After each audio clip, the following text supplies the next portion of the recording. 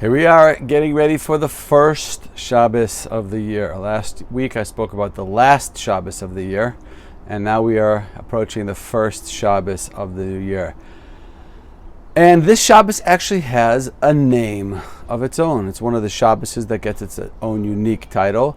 This Shabbos is called Shabbos Shuvah, Shabbos of Teshuvah, and it's obvious the reasons why, because it's the Shabbos between Rosh Hashanah and Yom Kippur, and it's the Shabbos that's taking place during the time in the calendar that we call the 10 days of Teshuvah. We know on Rosh Hashanah we began the process of our spiritual rehabilitation, of realigning ourselves, of refocusing ourselves, and now we're continuing along in that process towards Yom Kippur. Now, there's an interesting connection between Shabbos in general and Teshuvah. See, I don't know if people realize this, but the word Shabbos itself is related to the word Teshuvah. They share the same letters, Shin, Bet, Tuf. And there's actually another word that shares the same letters as well, and that is Boshet, which means, it's hard to describe, but it's a feeling of disappointment with ourselves after we take an honest, sincere look at ourselves. You could say it's embarrassment or shame, but it's really deeper than that. What's the connection between these three things? Between Shabbos, between Boshet, which is this sense of letting myself down, and Teshuvah. So this is the process that's supposed to take place every week on Shabbat.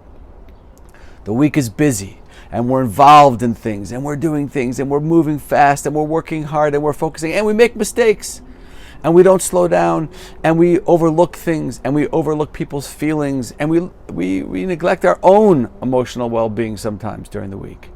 And then comes Shabbat, and the concept of Shabbat is lishbot, to stop. Everything stops. All the noises, all the racing, all the running, all the sounds everything goes quiet, and it's Shabbat. Everything stops. And then what happens when things stop? We start to reflect. We think about ourselves. We think about our past week.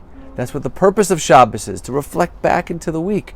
And we think about the week, and we think about some of the mistakes that we made, and some of the areas where we let ourselves down, or we didn't live up to our expectations for our own personal lives. We hurt other people. We ignored other people. We just didn't use opportunities to inspire people when we had the opportunity to do so because we were so busy.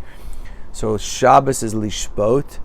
We stop, everything slows down, and then we feel a sense of boshet, a sense of having let ourselves down, a little bit of embarrassment or shame. Could have done better. Could have handled this situation better. I could have reached out to this person. I could have shown up in my life in a different way. And then what happens is Teshuvah. I say, okay, that was last week. Now I have a whole week ahead of me. How am I going to be different this week? How am I going to build this week? How am I going to grow this week? How am I going to show up in my life in a more real way?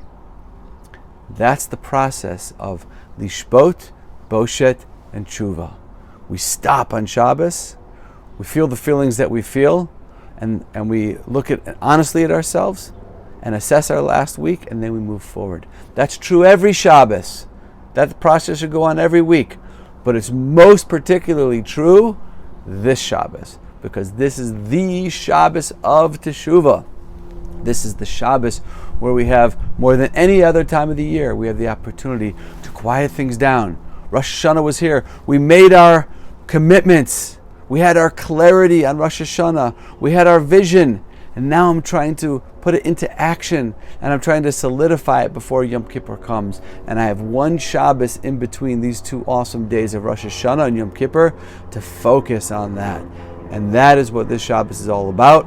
I want everyone to take advantage of this amazing opportunity called Shabbos Teshuvah. And please God, we'll all together go into this new year, this coming year, with the fulfillment of our dreams and showing up in our lives in the way that we know we're able to do. Wishing everyone a wonderful Shabbos. Shabbat Shalom from Yerushalayim.